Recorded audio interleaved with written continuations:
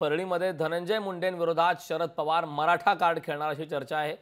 बीडमधील काँग्रेसचे जिल्हाध्यक्ष राजेसाहेब देशमुख हे शरद पवार यांच्या भेटीला सिल्वर ओकवर दाखल झाले। राजेसाहेब देशमुख परळी विधानसभेसाठी इच्छुक आहेत। राजेसाहेब देशमुख राष्ट्रवादी शरद पवार पक्षामध्ये प्रवेश करण्याची शक्यता आहे। दरम्यान राजेसाहेब देशमुख यांच्याशी बातचीत केली आमचे प्रतिनिधी अजय अडसुळे। विधानसभेतील काँग्रेसचे जिल्हाध्यक्ष राजेसाहेब देशमुख यांनी शरद पवार यांची सिल्वर ओक येथे भेट घेतलेली आहे। काय सांगाल देशमुख साहेब, तुम्ही शरद पवारांची सिल्वर ओक येथे भेट घेतलेली आहे, काँग्रेसचे जिल्हाध्यक्ष आहेत, कशा पद्धतीने बघता?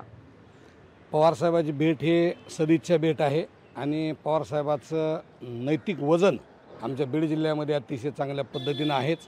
पहिल्यापासून पवार साहेबांचा टच त्या जिल्ह्यामध्ये आहे आणि मग पवार साहेबांची मी भेट घेतली की ही महाविकास आघाडी आहे, यामध्ये बीड जिल्ह्यामध्ये काँग्रेसला जागा परळी विधानसभा सोडतील आणि ते त्यांच्या पद्धतीने महाविकास आघाडीचे निर्णय घेतील।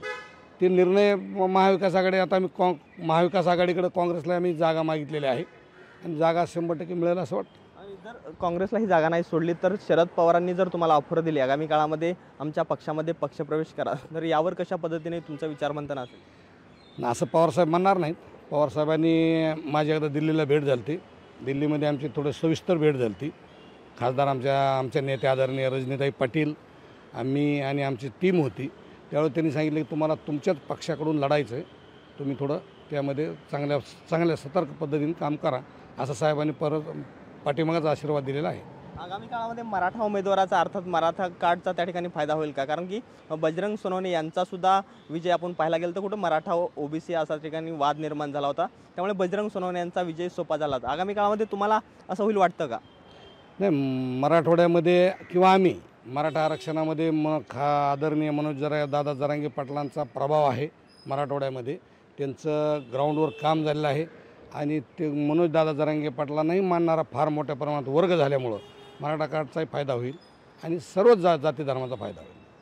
त्यामुळे पाहणं महत्त्वाचं ठरणार आहे की परळी विधानसभेमधून आगामी काळामध्ये काँग्रेसचे जिल्हाध्यक्ष राजेसाहेब देशमुख हे आग्रही आहेत, ते सध्या काँग्रेसमध्ये आहेत। जर काँग्रेसने त्या ठिकाणी जागा नाही सोडून घेतली तर आगामी काळामध्ये शरदचंद्र पवार यांच्या पक्षामध्ये राजेसाहेब देशमुख पक्षप्रवेश करतात का आणि त्यांना त्या ठिकाणी उमेदवारी मिळत आहे का, हे सुद्धा पाहणं महत्त्वाचं ठरणार आहे। कॅमेरामन विनोदसह मी अजय अडसूळ, लोकशाही न्यूज, मुंबई। लोकशाही मराठी ऐका, पहा, जागरूक रहा।